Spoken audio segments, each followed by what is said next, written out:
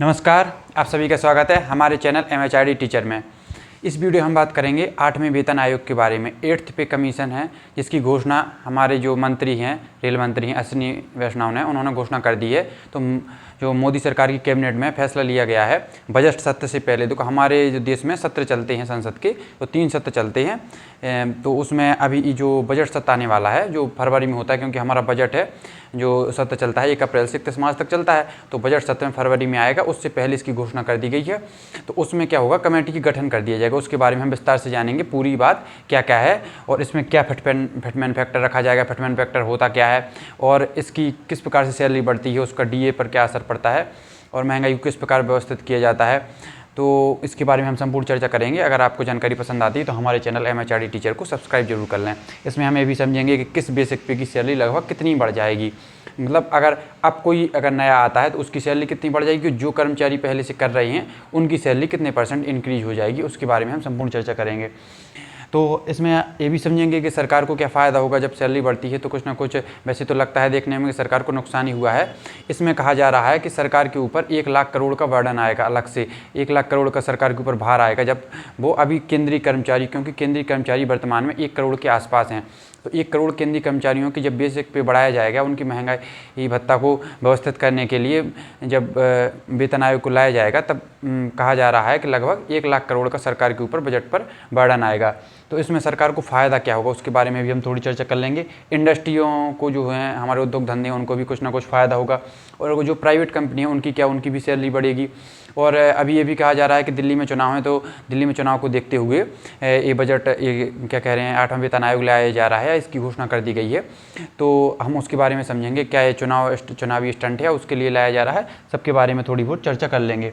सबसे पहले समझते हैं कि 8वां वेतन आयोग लाया क्यों जाता है, इनका असर क्या होता है। हमारे जैसे हम लोग अभी सैलरी, हम लोग जो कर्मचारी हैं उनकी सैलरी किस प्रकार से बढ़ती है। जो जैसे कर्मचारी हैं वो तो समझते हैं कि सैलरी किस प्रकार से होती है। सैलरी जो बनती है वो बनती है हमारी बेसिक पे। सैलरी के मुख्यतः 2 भाग होते हैं, एक तो होते हैं बेसिक पे और एक कहा जाता है महंगाई भत्ता, DA जिसको बोलते हैं, महंगाई भत्ता दिया जाता है। तो क्या किया जाता है सैलरी में, एक बेसिक पे तो पहले एक फिक्स कर दिया जाता है कि इतना तो बेसिक पे कम से कम आपको मिलेगा। फिर उसके बाद जिस प्रकार से महंगाई बढ़ती है, जैसे अभी मॉनेटरी पॉलिसी कमेटी का गठन हुआ था, उसमें बताया गया था कि महंगाई हर साल 4 से 6% के लगभग बढ़ती है। तो जैसे 4 से 6% महंगाई बढ़ती है तो जो कर्मचारी अपना काम कर रहे हैं उनको भी कुछ ना कुछ महंगाई के रूप में मिलना चाहिए। तो उनको हर साल DA कुछ ना कुछ बढ़ता रहता है, कभी 4%, कभी 3%, कभी 5%, इस प्रकार से DA बढ़ता रहता है। DA क्या होता है हम इसके बारे में भी समझेंगे। तो इस बढ़ता किस प्रकार से, देखो जैसे बेसिक पे है हमारा, तो पहले कर्मचारी, जैसे अगर किसी भी कर्मचारी की 1000 बेसिक पे है, ठीक है, अगर 1000 रुपये आप दे रहे हो, अब अगली साल कुछ ना कुछ महंगाई बढ़ेगी तो महंगाई को कुछ ना कुछ उनको एक्स्ट्रा अलाउंस भी दे दिए जाते हैं और कुछ एक्स्ट्रा दे दिया जाता है। बेसिक फिक्स कर दी जाती है, फिर एक्स्ट्रा दे दिया। अगर सरकार की व्यवस्था है, जैसे कोरोना में है तो इस DO को रोक दिया गया था, ऐसा लोगों की सैलरी से कुछ कम कर दिए गए थे पैसे, या DA को कम कर दिया गया था। वो सरकार के बजट के अनुसार वो करते हैं कि कितना DA को व्यवस्थित करना है, कितनी महंगाई बढ़ रही है, सरकार के पास बजट कितना है। लेकिन बेसिक फिक्स कर दिया जाता है कि लगभग कम से कम आपको इतनी सैलरी तो हम देंगे, मिनिमम सैलरी कहलाती है बेसिक। जैसे 1000 है तो अब इस पर DA है, तो DA जैसे इसका 4% बढ़ा दिए, 4% बढ़ा, शुरुआत की बात कर रहे हैं, तो 4% इसमें और ऐड हो गया। फिर अगली साल और 4% बढ़ा तो फिर 8% ऐड हो गया। इस प्रकार हमारी सैलरी बढ़ती जाती है। जैसे 1000 बेसिक पे है, इसका 4% आया तो 40 रुपये हो गए, तो अगली साल आपकी सैलरी हो गई, सैलरी नहीं होती बेसिक पे तो वही रहता है, तो आपकी सैलरी 1040 रुपये बनने लगती है। इसमें कुछ HRA भी मिलता है। HRA होता है हाउस रेंट अलाउंस, शहर के हिसाब से मिलता है। जैसे कुछ नौकरियों में बिल्कुल कम रहता है, कुछ नौकरी जो सेंट्रल की नौकरियां होती हैं उनमें जो HRA होता है बहुत ज़्यादा होता है, वो बेसिक पे का लगभग 1/4 तक हो जाता है। कि जो बेसिक पे है तो इसका, जैसे बेसिक पे 1000 रुपये है तो 1000 का वो 1/4 दे देंगे। 1/4 का मतलब होता है 250 रुपये, तो 250 रुपये इसमें और ऐड हो जाएंगे, तो 1250 ये हो गए। उसमें DA जो वर्तमान में चल रहा है, DA होता है महंगाई भत्ता, 4% से बढ़ते बढ़ते हर साल बढ़ता है 4%, फिर 4%, इस प्रकार बढ़ते बढ़ते वर्तमान में अभी 53% चल रहा है। तो इसका लगभग 50% मानो तो 500 रुपये, 530 रुपये इसमें और ऐड हो जाएंगे। 500, 200, 750 रुपये। तो इस प्रकार से उसकी 1750 रुपये वर्तमान में बनती है। अगर 1000 जिसकी सैलरी है तो लगभग 1750 रुपये उसकी बन जाती है। और 1750 के बाद इसमें कुछ और अलाउंस भी मिल जाते हैं, जैसे फूड अलाउंस हो गया, मेडिकल अलाउंस हो गया, ये भी मिल जाते हैं। तो लगभग काफ़ी अच्छी सैलरी बन जाती है। इस प्रकार सैलरी का निर्धारण होता है, आपको समझ में आ गया होगा। अब हम ये समझेंगे कि 8वें वेतन आयोग के बाद किस प्रकार से सैलरी बढ़ेगी, उसका क्या असर रहेगा। ठीक है, आपको इतना समझ में आ गया होगा। तो इसके पहले कब कब आए थे वेतन आयोग, उसके बारे में थोड़ी चर्चा कर लेते हैं। देखो, जब से आज़ाद हुआ है देश, जब से 1947 में पहला आया था, तो उस समय मात्र मिनिमम रखी गई थी कुछ 57 रुपये पर मंथ बेसिक पे रखी गई थी जब पहला आया था। फिर उसके बाद थोड़ी बढ़ाया गया, 80-85 किया गया। फिर जब 1970 के आसपास आया, थर्ड आया था, तो उस समय लगभग 118 रुपये करीब बेसिक पे थी। तो इस प्रकार से बढ़ रही थी। फिर धीरे धीरे 5वां 6वां आया तो उस प्रकार में बढ़ाएगी। तो जब 7वां वेतन आयोग आया था 2006 में 6वां आया था, ठीक है। तो 2006 में 6वां आया था, तो इस 6वां आया था, तो इसमें लगभग सैलरी को 1.8 गुना बढ़ाया गया था, मतलब 1.86 गुना बढ़ाया गया था। देखो, यही कहलाता है हमारा फिटमेंट फैक्टर। फिटमेंट फैक्टर होता है कि जैसे हमारी सैलरी बेसिक पे है, अगर 100 रुपये है, तो इसको कितना बढ़ाया जाए, 2 गुना बढ़ाया जाए, 1.8 गुना बढ़ाया जाए, 2.5 गुना बढ़ाया जाए, मतलब कितना बढ़ाया जाए, वही कहलाता है, मतलब कितने गुना किया जाए, वो कहलाता है फिटमेंट फैक्टर। तो जब 2006 में 6th पे कमीशन आया था, 6वां वेतन आयोग आया था, उस समय सैलरी को 1.86 गुना बढ़ाया गया था, मतलब 1.86 गुना बढ़ाया गया था। फिर 2016 में आया 7वां वेतन आयोग, तो 2016 में आया था, तो इसकी घोषणा 2014 में कर दी गई थी। क्योंकि देखो, जब भी वेतन आयोग आता है तो उसके लिए क्या किया जाता है कि पहले कमेटी की गठन किया जाता है। सरकार एक कमेटी का गठन करती है कि आप बताइए कि सरकार वर्तमान देश की स्थिति क्या है और लगभग महंगाई कितनी बढ़ रही है और कर्मचारियों पर का महंगाई पर क्या प्रभाव पड़ रहा है। तो उसके हिसाब से फिर वो अपनी एक रिपोर्ट प्रस्तुत करते हैं, रिपोर्ट देते हैं सरकार को कि ये फिटमेंट फैक्टर आप इतना रख दीजिए वर्तमान के हिसाब से। और अन्य देशों से भी तुलना करते हैं कि लगभग अन्य देशों में लगभग कितनी वेतन किस कर्मचारियों को किस काम के लिए कितनी मिल रही है। तो उसके हिसाब से वो सारी अपनी जाँच पड़ताल करने के बाद सरकार को एक रिपोर्ट देती है। तो इस रिपोर्ट के बाद सरकार के ऊपर होता है कि सरकार उसको माने या ना माने, या कितना मानती है। जैसे उन्होंने एक फिटमेंट फैक्टर, 2-3 फिटमेंट फैक्टर बताएंगे। वो कुछ अर्थशास्त्री अभी वर्तमान में कह रहे हैं कि जो 8th पे कमीशन है, इसमें बताया जा रहा है कि लगभग 3 गुना तक कुछ कह रहे हैं, लेकिन कुछ 2 गुना बता रहे हैं। लगभग अभी उसके बारे में कुछ कहा नहीं जा सकता, लेकिन माना जा रहा है मोटा मोटा कि 2 गुना के लगभग सैलरी जरूर बढ़ेगी बेसिक पे हमारी। उसके बारे में हम अभी और जानेंगे। तो ये इस प्रकार से वो रिपोर्ट देते हैं। जब वो रिपोर्ट देते हैं तो सरकार उसको अपने बजट के हिसाब से उसको लागू करती है, तो सरकार के ऊपर होता है। तो जब 6वां वेतन आयोग आया था, तो उस समय जो सैलरी थी उसको 1.86 गुना बढ़ाया गया था। उसी प्रकार जब 7वां वेतन आयोग आया, तो 7वां वेतन आयोग आया था, तो उस समय करीब सैलरी 6 या 7 हज़ार करीब थी सैलरी। तो उस समय सैलरी 2.57 गुना बढ़ाया गया था और उसको 6,000 थी, शायद 6,000 से सीधी 18,000 कर दी गई थी। 6 नहीं, कितनी थी, 2.86 गुना कर दी, लगभग सीधी 18,000 हो गई थी, जितनी भी बढ़ाई गई हो। 18,000 बेसिक हो गई थी हमारी, ठीक है। अब ये बात हो रही है कि इस बेसिक को 18,000 को कितना बढ़ाया जाएगा। अभी तक तो ये 18,000 ही बेसिक है, मतलब कि मिनिमम सैलरी मानी गई, सबसे मिनिमम यही होती है। इसके बाद जो आगे उच्च लेवल में नौकरी करते हैं उनकी बेसिक पे ज़्यादा होती है, लेकिन जो सबसे निचले स्तर का कर्मचारी होता है उसकी बेसिक पे 18,000 मिनिमम कर दी गई थी, इतनी हो गई थी। अब जो 8वां वेतन आयोग आएगा उसमें इसमें किस संख्या का गुणा कर दें, किस फिटमेंट फैक्टर का गुणा कर दें जिससे इसको भी बढ़ाया जाए। अगर देखो, अगर 2 गुना करते हैं तो लगभग 18 × 36 हो गई। अगर 3 गुना तक बढ़ाते हैं 18 × 54, तो इसमें 2 फिटमेंट फैक्टर अभी सुनने में आ रहे हैं। एक तो आ रहा है 1.92 और एक आ रहा है 2.86 करीब। तो अगर इसको 2 गुना करीब कर रहा था, 18 × 36 करीब 34,000 के करीब हो जाएगी ए वाली। और अगर 2.86 गुना कर देते हैं तो ए वाली सैलरी हो जाएगी करीब 50,000 के करीब। ये बेसिक पे हो जाएगा।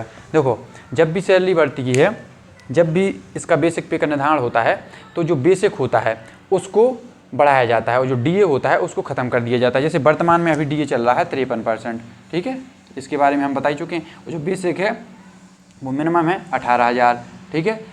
अब जब इसकी जो सैलरी बढ़ेगी, जैसे 34,000 हो गई, तो अब 34,000 हो जाएगी सैलरी, तो आपको सिर्फ 34,000 मिलेंगे। अब आपको फिर 1% डीए नहीं मिलेगा। डीए फिर अगली साल जब बढ़ेगी, अब जैसे अभी लागू हो गया जनवरी, जैसे 1 जनवरी ई वाला सुनने में आ रहा है कि 1 जनवरी 2026 से लागू होगा। 1 जनवरी 2026 से लागू होगा तो जुलाई के आसपास ही हमारा पहला डीए लगेगा। वो 4% या 3% कितना लगता है, लेकिन उसके पहले तक अभी तक आपको सिर्फ इतनी 34,000 के करीब सैलरी मिलेगी, ठीक है। अगर और ज़्यादा हो जाती है तो 50,000 के करीब आपको सैलरी मिलेगी। ये होता है मोटा मोटा। कुछ उसमें एचआरए लग जाएगा, मेडिकल लग जाएगा, थोड़ी और बढ़ जाएगी, लेकिन इसमें फिर डीए नहीं लगता है। डीए को हटा दिया जाता है और बेसिक पे ही को ही हमारी मूल सैलरी बना दी जाती है, ठीक है। फिर डीए फिर धीरे धीरे बढ़ता है। जैसे अभी वर्तमान में 53% चल रहा है, ये आपको समझ में आ गया होगा मोटा मोटा। अभी क्या है, अनाउंस कर दिया गया। इसके बाद कुछ अध्यक्ष की नियुक्ति होगी, सदस्यों की नियुक्ति होगी, उसके बाद वो अपनी रिपोर्ट देंगे, संसद में रिपोर्ट पेश की जाएगी। सरकार के ऊपर है इसमें क्या फैसला लेना है। हम बात करते हैं कि सरकार को क्या फ़ायदा होता है उससे और इंडस्ट्री को क्या फ़ायदा होता है। दोनों चीज़ें एक प्रकार की होती हैं। देखो, जैसे ही हमारी सैलरी होती है सरकार का, देखो जब भी बाज़ार को चलाना होता है तो बाज़ार के लिए ज़रूरत आवश्यकता होती है मांग की, कि मांग बढ़नी चाहिए। जब जैसे मांग बढ़ती है तो फिर क्या होता है, मांग को व्यवस्थित करने के लिए उद्योग धंधे विकसित किए जाते हैं या उद्योगों में प्रोडक्शन बढ़ाया जाता है। जब प्रोडक्शन बढ़ता है तो जब आपके पास पैसे होंगे तभी तो आप खरीदोगे, पैसे होंगे तो आप मांग बढ़ेगी तो उद्योग में प्रोडक्शन भी ज़्यादा होगा, प्रोडक्शन ज़्यादा होगा तो देश की अर्थव्यवस्था को ग्रो करेगी। इस प्रकार का पूरा सिस्टम होता है कि अगर सबसे आसान तरीका होता है कि लोगों को, एक और अर्थशास्त्र में चलता है कि हेलीकॉप्टर मनी के द्वारा लोगों के अकाउंट में पैसे डाल दो। अगर आपको बाजार इकोनॉमी को बढ़ाना है, अपने बाजार को आगे बढ़ाना है तो उसके लिए कहा जाता है कि हेलीकॉप्टर मनी के माध्यम से लोगों के अकाउंट में कुछ पैसे डाल दो। लेकिन इस प्रक्रिया में सरकार क्या करती है, केंद्रीय कर्मचारी जो उनके पास होते हैं उनकी सैलरी बढ़ा दी है। जब उनका सैलरी बढ़ेगी तो जब करीब 1 करोड़ वर्तमान में केंद्रीय कर्मचारी हो, जैसे केंद्रीय कर्मचारियों मतलब केंद्र स्तर पर लागू होगी तो उसका देखिए राज्यों में भी ये लागू हो जाएगी, या राज्यों में भी मांग उठने लगेगी तो धीरे धीरे राज्यों में भी लागू हो जाएगा। तो राज्यों में लागू होगी तो 1 करोड़ तो हो गए और काफ़ी राज्यों के भी हो जाएंगे। तो जब हर घर में पैसा पहुंचेगा तो उसकी, जब पैसा पहुंचेगा तो वो खर्च भी करेंगे, खर्च करेंगे तो इंडस्ट्रियों को और ज़्यादा उत्पादन करना पड़ेगा, तो उद्योग धंधे विकसित होंगे और बाजार को इकोनॉमी को बूस्ट मिलेगा। तो इस प्रकार हमारे, और जैसे इकोनॉमी को बूस्ट मिलेगा तो रोजगार के नए अवसर भी सृजन होंगे।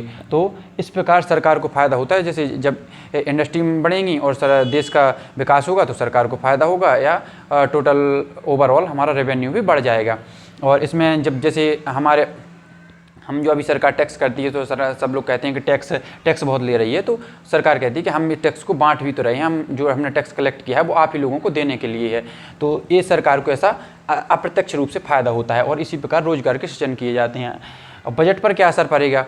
अब जो बजट है तो बजट पर अभी कहा जा रहा है कि 1 लाख करोड़ का अभी पर साल, ऐसा नहीं है कि पूरा, ये पर साल हर ईयर आपको मतलब सरकार बजट पर 1 लाख करोड़ रुपए का एक्स्ट्रा भार बजट पर पड़ने वाला है। इसके बाद जब भी आने वाला है 2026 से आएगा तो 2026 से ही 1 लाख करोड़ का बजट पर असर पड़ने वाला है। क्या चुनावी स्टंट है? इसमें कहा जा रहा है कि दिल्ली में चुनाव है, दिल्ली में ही सबसे ज़्यादा जो केंद्रीय कर्मचारी है वो रहते हैं, तो कहा जा रहा है कि उनको खुश करने के लिए ये चुनावी घोषणा की जा रही है। लेकिन ये हमारा मानना है कि देखो भारत में हर साल आप कहें कहीं ना कहीं चुनाव पूरे साल चलते रहते हैं। अगर कभी भी घोषणा की जाती है तो इसमें यही लगता है कि वो चुनाव को देखते हुए किया जा रहा है, लेकिन कोई ना कोई काम तो करना ही पड़ेगा। और वैसे सरकार भी कहती रहती है कि एक राष्ट्र एक चुनाव पर आप जोर दीजिए, और जिससे एक राष्ट्र में एक बार में चुनाव हो जाए और सरकार जो मंत्री हैं, जो विधायक हैं, सांसद हैं, उस ओर ना देखें कि चुनाव की वजह से अपने कोई काम रोकें या चुनाव के लालच में आके कोई काम ऐसा करें या अपना कोई काम ना करें। तो इसलिए सरकार चाह रही है कि एक राष्ट्र में एक बार चुनाव हो जाए,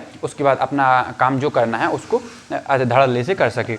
तो ये चुनावी स्टंट तो नहीं लग रहा है, लेकिन कहने वाले कहते हैं। और प्राइवेट नौकरियों की भी सैलरी बढ़ेगी। जैसे अगर सरकार की सैलरी बढ़ा देती है तो हर कोई सरकारी नौकरी करना चाहेगा। वैसे ही अभी सरकारी नौकरी का इतना ज़्यादा क्रेज है, तो अभी क्या होता है कि जैसे अब मिनिमम सैलरी 18,000 होती है, कुछ TADA मिलाकर 27,000 हो जाती है, फिर उसमें कुछ कट जाता है तो 24,000 के आसपास मिलती है। तो ये लगती है कि इतने में एडजस्ट नहीं, अब महंगाई के ज़माने में 24,000 में काम नहीं चलता है। लेकिन अभी प्राइवेट नौकरियाँ अच्छी सैलरी देने लगी हैं, लेकिन अब जब सरकारी में भी उतनी सैलरी मिलेगी तब प्राइवेट को सोचना पड़ेगा कि हमें अपनी सैलरी बढ़ानी पड़ेगी, तभी हमारे पास जो कर्मचारी हैं वो रुकेंगे, नहीं तो वो सरकारी नौकरी की तरफ शिफ्ट हो जाएंगे। वैसे भी अभी सरकारी नौकरी का इतना क्रेज चल रहा है, तो इसमें प्राइवेट की भी सैलरी बढ़ेगी और टैक्स तो कलेक्ट होगा ही। जब सैलरी बढ़ेगी तो टैक्स भी सबको देना ही पड़ेगा। अब जो सैलरी आपको समझ में आ गया होगा कि बेसिक पे और DA से हमारी मिलकर सैलरी बनती है, और 53% अभी DA चल रहा है, और जब तक लागू होगा जब तक ये करीब 60% हो जाएगा। और इसको अब बात करते हैं कि लगभग 2 हैं कि इसमें 1.2 फिटमेंट फैक्टर रखे गए हैं, 1.92 गुना और 2.86 गुना, ये 2 फिटमेंट फैक्टर रखे गए हैं। लगभग इतना सैलरी बनाने की बात कर रही है। अब देखो ये हमारे बेसिक पे हैं, विभिन्न नौकरियाँ विभिन्न प्रकार के बेसिक पे होते हैं। देखो एक 47,000 होता है, ये होता है हमारा PGT टीचर होते हैं जो 11-12 के क्लास को पढ़ाते हैं, उनका 47,500 के करीब होता है उनका बेसिक पे, ठीक है। और इसी प्रकार जो हमारे प्रोफेसर होते हैं उनका 57,700 के करीब बेसिक पे होता है। तो इनकी सैलरी लगभग कितने गुना बढ़ जाएगी। ये बेसिक है। अब बेसिक में अभी वर्तमान में जो DA चल रहा है वो भी तो लागू होता है। जैसे 53% चल रहा है तो 50% मान लो, तो अगर जैसे 18,000 है तो 18,000 का 9,000 इसमें और जोड़ो, 27,000 हो जाता है। कुछ HRA वगैरह मिलके करीब हो जाता है 28-29,000। तो उसमें से कुछ कट जाते हैं। NPS में जो क्या होता है कि नेशनल पेंशन स्कीम जो होती है उसमें भी कुछ पैसे कटते हैं। हमारी सैलरी का 10% कटता है। हमारी सैलरी के 10% हम देते हैं और 14% उसमें सरकार मिलाती है। वो बाद में आपको एक मुश्त दे दिया जाता है, कुछ पैसा पेंशन के रूप में दे दिया जाता है, कुछ पैसा आपको एक साथ दे दिया जाता है फंड के रूप में। इस प्रकार हमारी सैलरी बनती है।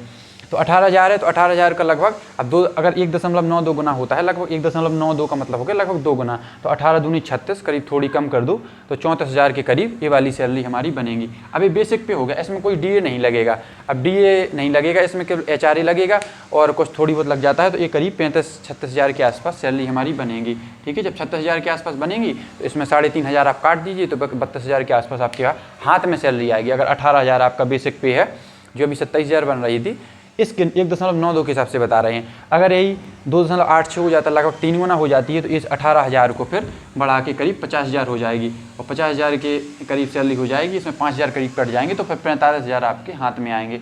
ये सैलरी सुनने में आ रहा है लगभग इतना हो रही। तो अब देखते हैं कितना होता है, इन दोनों के बीच में रहता है या क्या होता है, सरकार कितना मानती है, लेकिन इन दोनों के आसपास ही रहेगा, या तो 2.5 गुना हो जाएगा या पहला वाला रहेगा, इतना सुनने में आ रहा है। देखते हैं कितना होता है। 19,100 है, तो जितने भी बेसिक पे हैं इन लगभग इनका आप दोगुना कर दीजिए, इतनी लगभग सैलरी आपकी हो जाएगी। अगर इनको आप दोगुना करते हैं, अगर 2.5 गुना हो जाता है तो सैलरी बहुत ज़्यादा बढ़ जाएगी। तो अब जैसे 19,100 रुपये है, तो इसका भी आप लगभग 19 दूनी 38, 36,000 के आसपास सैलरी होती है। अगर ये वाला फिटमेंट फैक्टर लगता है तो 29-57 और 54-55,000 के आसपास आपकी सैलरी बनती है। इसी प्रकार देखो, ये टीचर में जो हम वर्तमान में प्राइमरी टीचर हैं तो पढ़ा रहे हैं, तो हमारी सैलरी बेसिक पे इतनी है। ठीक है, और जो पुलिस में होते हैं उनकी 21,700 बेसिक पे होती है। कांस्टेबल की, दरोगा की 35,400 होती है। तो अगर दरोगा की 35,400 है तो ये आप मान के चलिए कि 70,000, अगर ए वाला आता है तो 70,000 के आसपास इनकी सैलरी बढ़ेगी। अगर ए वाला आता है तो 35 दूनी 70, तो फिर ये 1 लाख के करीब हमारी सैलरी पहुँच जाएगी। 1 लाख के करीब हमारी सैलरी पहुंच जाएगी। इस प्रकार हमारी सैलरियाँ बढ़ेंगी। और 47,000 से 47,500 है तो ये आप मान के ही चलिए, 47 अगर दोगुना ही हो जाता है तो 1 लाख हो जाएगा, तो करीब 1.5 लाख हो जाएगी। 1.5 लाख के करीब सैलरी बनेगी। और प्रोफेसर की देख लीजिए, जब इतना है तो इसका 3 गुना कर दीजिए आप, तो आपको समझ में आ जाएगा कि लगभग कितनी सैलरियाँ बढ़ने वाली हैं। लगभग इसका 3 गुना कर दीजिए, 150 और 7 21, लगभग 180, तो यही हो गए। अब इसके बाद उसमें एचआरए प्रोफेसर वगैरह जो पीजीटी टीचर होते हैं, इनको तो बहुत ही ज़्यादा मतलब अलाउंस वगैरह भी मिलते हैं, इनकी सैलरी अच्छी खासी बन जाती है। तो इस प्रकार हमारी सैलरी बढ़ने वाली है। आपको समझ में आ गया होगा कितनी सैलरी बढ़ेगी। अगर ए वाला लगता है या ए वाला, अभी सरकार के ऊपर है कि कितने कौन सा वाला फिटमेंट फैक्टर ये लागू करते हैं। आपको पूरी ओवरऑल जानकारी समझ में आ गई होगी। अगर आपको जानकारी पसंद आ रही है, अगर कोई भी आपका डाउट रह जाता है, तो आप हमारे चैनल MHRD टीचर को सब्सक्राइब जरूर कर लें। और एक बात और बता दें, जो पेंशनर है उनकी सैलरी भी बढ़ने की घोषणा कर दी, मतलब उनकी भी सैलरी बढ़ती है। देखो, जब पेंशन के रूप में जो हमको सैलरी मिलती है, तो वो हमारा जो बेसिक पे होता है, यही बेसिक पे है, उसकी आधी मिलती है। जब पेंशन के रूप में हमारी जो सैलरी मिलती है, अब जैसे हमारा बेसिक पे बढ़ के ऐसे बढ़ता जाएगा। जैसे अभी जो 18,000 है बेसिक पे, अभी बढ़ जाएगा, तो अभी बढ़ जाएगा, कितना हो जाएगा, अब हो जाएगा करीब के 36,000 हो गया, 34,000 हो गया। ठीक है, अगर 34,000 हो गया, इसी प्रकार ये बढ़ता जाएगा। जब बढ़ता जाएगा, अब रिटायरमेंट के समय तक आप मान के चलिए आपका 1 लाख रुपए हो गया। ठीक है, तो पेंशन के रूप में आपको फिर 50,000 रुपये मिलेंगे। इसका मिलता है फिर डीए, जो डीए लगता है उसका कोई पेंशन के रूप में आपको रुपये नहीं मिलता। जब 50 लाख रुपये आपको मिलेगा, तो 50 लाख, सॉरी 1 लाख है तो 50,000 रुपये आपको मिलेगा पेंशन के रूप में। अब लेकिन पेंशन को ही बढ़ाया जाता है, ऐसा नहीं है कि पेंशन को इस तरह रखा जाता है। तो इसमें भी सुनने में आ रहा है कि करीब 34% करीब ये भी बढ़ जाएगी। तो 50 का 5 थी 15-16,000 रुपये, तो इसमें और बढ़ जाएगी, तो करीब 65,000, जिनको 50,000 मिल रही है पेंशन की, लगभग 34% सैलरी बढ़ने की आसार दिख रहे हैं, ये सुनने में आ रहा है। अब देखते हैं कि पेंशनर की सैलरी कितनी बढ़ाई जाती है। तो जिसकी 50,000 आपको मिल रही है वर्तमान में, वो 65-66,000 के करीब उनको मिलने लगेगी। जो महंगाई भत्ता है उनको फिर शुरू से काउंट किया, अब जो महंगाई लगती है उसको फिर शुरू से काउंट किया जाता है, 4% 8%, फिर बढ़ता जाता है। जो 2006-2016 में बात करें, तब महंगाई भत्ता बढ़ते बढ़ते 125% के करीब पहुंच गया था। तो इसी के लिए व्यवस्थित करने के लिए कि महंगाई को इतना ज़्यादा ना किया जाए, मतलब इतनी ज़्यादा बढ़ गई है तो फिर एक मुफ्त आपको एक बेसिक कर दिया जाए, इससे आपकी सैलरी एकदम से बढ़ जाए और आपको महंगाई से राहत मिल सके। आई होप आपको जानकारी पसंद आई होगी। अगर आपको जानकारी पसंद आती है तो चैनल को सब्सक्राइब कर लें। धन्यवाद।